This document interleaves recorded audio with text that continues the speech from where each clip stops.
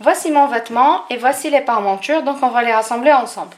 Donc je vais prendre l'endroit de mon vêtement, c'est bien ça. Je suis en train de voir les coutures et je vais prendre ma parmenture. Et je vais prendre l'endroit de la parmenture sur l'endroit du vêtement. Comme ceci. Et je vais les rassembler au niveau de la couture des épaules. J'épingle.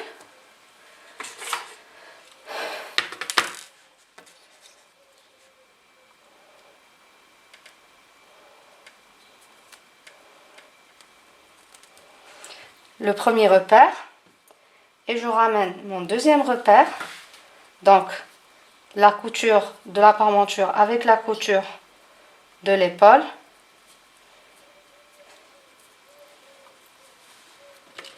Et j'épingle bien le tout.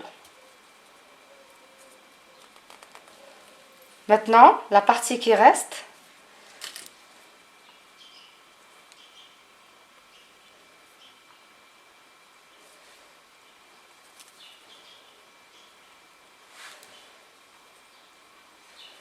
je vérifie bien l'alignement des coutures.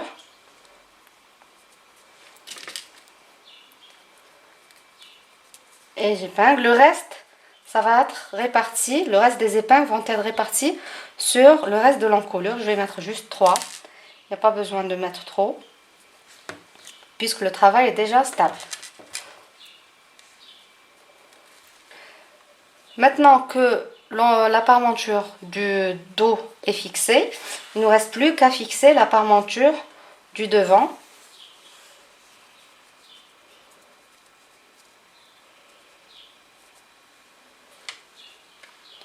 On devrait avoir des morceaux qui sont exacts en termes de longueur.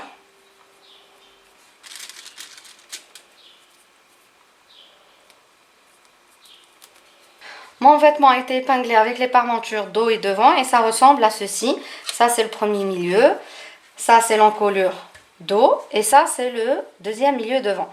Donc maintenant ce que je vais faire, je vais passer à la machine, je vais faire une couture à 1 cm tout au long du vêtement.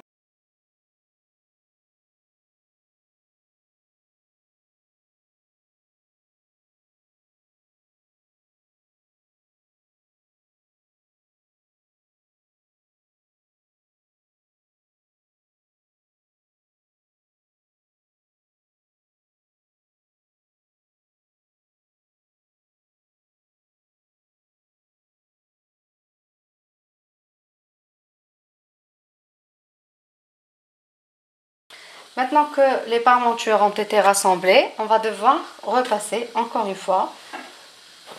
Donc pour ça, j'ouvre les coutures sur l'envers avec ma main, petit à petit, et je fais avancer mon fer à lisser.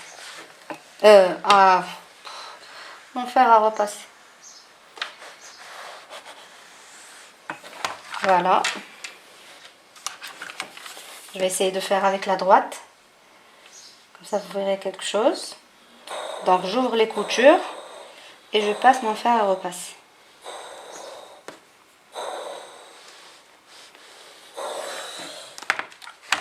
Je fais en sorte également de repasser. Sur l'endroit. Ça donnera un effet encore plus net et plus propre. Je repasse. Donc une fois c'est fait, je retourne ma parmenture de façon à ce que la ligne de couture soit en surface. J'aplatis bien et je repasse une troisième fois. Voilà. Comme ça, ma parmenture sera parfaite.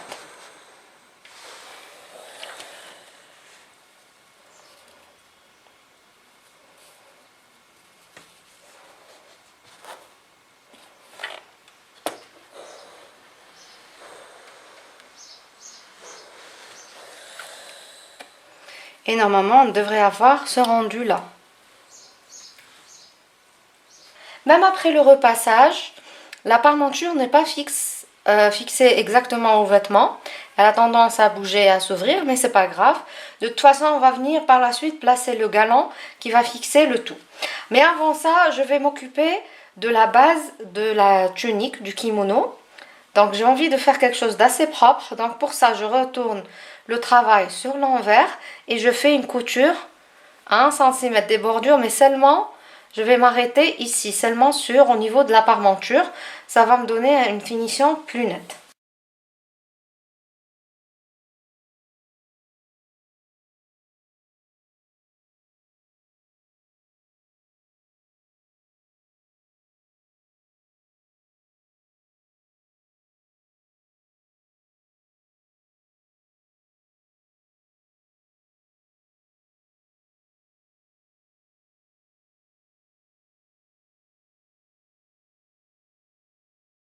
Maintenant, je vais devoir couper un peu l'excédent de tissu ou de marge.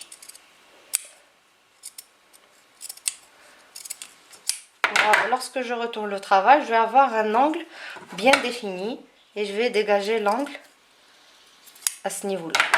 Attention, il ne faut pas couper là où il y a la couture. À ce moment-là, lorsqu'on retourne le travail sur l'endroit, ça donne un rendu assez propre.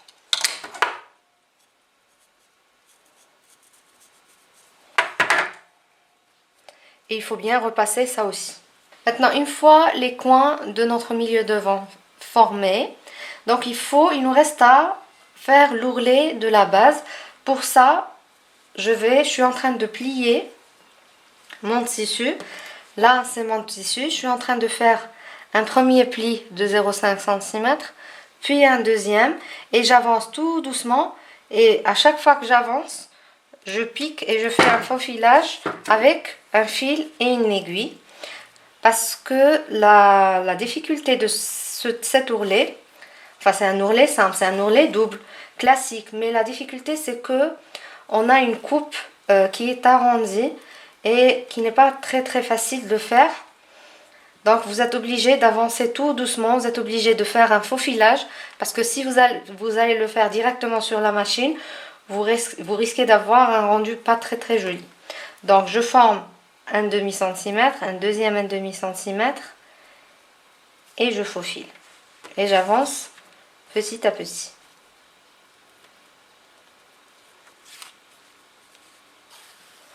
Maintenant, on peut commencer la fixation de notre galant ou si vous avez des sfifas, c'est la même chose. Donc même si vous n'arrivez pas à trouver des sfifas, vous pouvez trouver des galants similaires. Donc on va les placer, c'est un galant qu'on va placer de cette extrémité pour faire le tour de l'encolure et redescendre pour arriver à l'autre extrémité. Donc on va le placer à la main. Dans un premier temps, il est nécessaire de bien préparer les extrémités de notre galant. Donc je vais découper pour avoir une extrémité bien droite. Et ensuite, comme une fois coupé, ça risque de s'ouvrir vu que c'est sous forme de tresse en quelque sorte. Donc je vais prendre du ruban adhésif. Je vais couper un tout petit morceau et je vais essayer de délimiter l'extrémité de mon galant. Je vais le placer de cette façon. Je vais plier cette extrémité, ensuite l'autre et puis je ramène le tout. De cette façon, c'est comme si j'avais surfilé l'extrémité de mon galant, mais c'est avec du scotch. Maintenant, on ne va pas placer ça sur l'endroit. Il ne faut pas avoir peur, votre ruban ne sera pas visible. On va plier comme ça et on va commencer à le fixer sur le vêtement. Donc, on commence tout de suite. On va prendre notre première extrémité du milieu devant et on va prendre l'endroit. Donc, on va prendre la sfifa, pardon, le galant. Et donc, je vais le plier. Je vais plier l'extrémité comme ça. Et je vais la placer sur l'extrémité du vêtement, sur la base. Par contre, je vais essayer de laisser à peu près 3 mm peut-être. Ou 5 mm sur l'extrémité, sur les bords du milieu de là. Je ne sais pas si vous arriverez à voir. Je trouve que c'est plus joli. Parce qu'en fait... je l'ai vu sur le modèle d'inspiration, donc je vais essayer de reproduire le tout exactement. Et donc, j'épingle pour bien stabiliser le tout. Je vais mettre un deuxième épingle. Je vais faire en sorte que ces 3 ou 4 mm seront stables, fixes tout le long du travail. Je forme, voilà, mon point de départ. Alors ensuite, je prends une aiguille avec du fil assorti à votre vêtement, pardon. Et maintenant, je ne vais pas placer directement sur l'envers et comme ça, il y aura le bout du fil sur l'envers parce que ça va pas être beau. Mais ce que je vais faire, je vais soulever un peu le galon et je vais faire un point de renfort. Comme ça sera plus esthétique. Et donc, je commence par piquer le galon sur l'extrémité du tissu. Là, je peux commencer. Et comment je vais faire? Je vais piquer à peu près à 5 mm à chaque fois. Je pique l'aiguille. Elle ressort de là. Puis je la repique en haut. Et j'avance petit à petit. Donc, ce que je vous conseille, et ce conseil s'applique également lorsque vous voulez placer des sfifa sur des cafetans marocains, c'est d'avancer petit à petit. Vous aurez un meilleur contrôle. Et il ne faut pas s'inquiéter parce que vous allez avancer rapidement. Cette technique aussi, vous pouvez la faire à la machine. Mais j'aime pas, je peux retirer le premier épingle. J'aime pas fixer ce genre de ruban ou de galon à la machine. Je trouverai à la main, j'ai un meilleur contrôle pour faire une finition parfaite en quelque sorte. Donc voilà, donc ce que je fais, je vais avancer tout le long du vêtement et faire le premier tour avec la même méthode.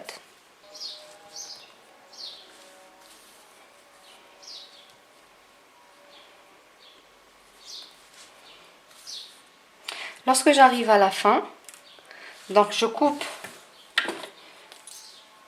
là c'est l'extrémité, je coupe à peu près à 1 cm de l'extrémité et je répète la même opération, c'est-à-dire je vais mettre du ruban adhésif sur les bords.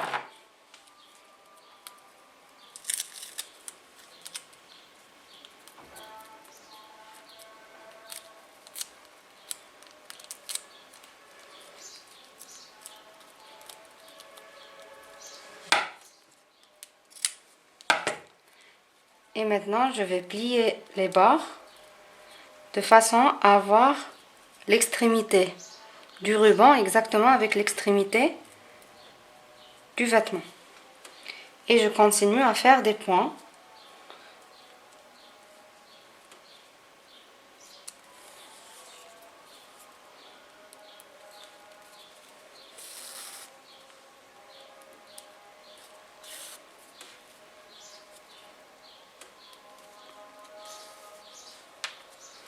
Maintenant, je vais faire des points à cette extrémité pour revenir à l'autre extrémité du ruban ou du galon.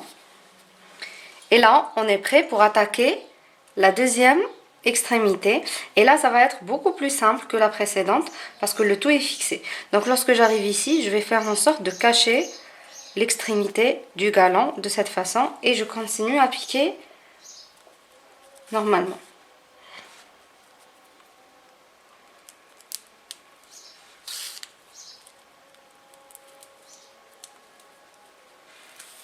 Après avoir placé une première rangée de galons, j'ai procédé de la même façon et j'ai placé une deuxième rangée exactement de la même manière.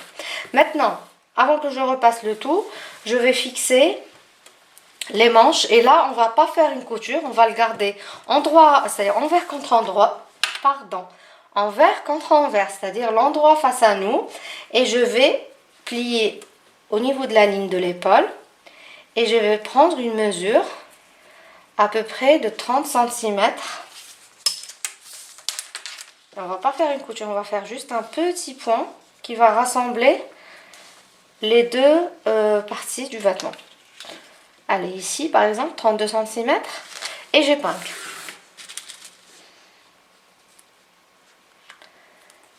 Voilà, et je fais la même chose de l'autre côté. Maintenant, on va prendre une aiguille avec du fil doublé, on va former un nœud sur l'extrémité et on va faire des points à la main, des simples points, donc il ne faut pas faire quelque chose de très très visible. On va essayer de faire quelque chose d'assez discret. Alors, je vais essayer de piquer mon aiguille à l'intérieur. Là, c'est l'envers. Et je rassemble mes 2 manches de tissu.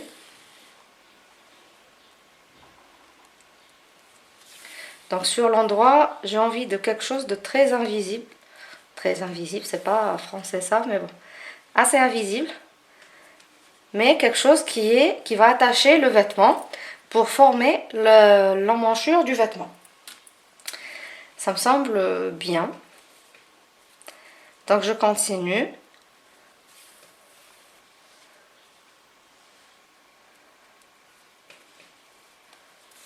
Je renforce le fil.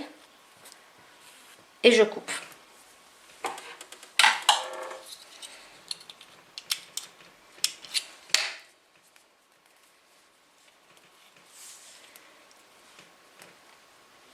Donc sur l'endroit, on voit rien du tout.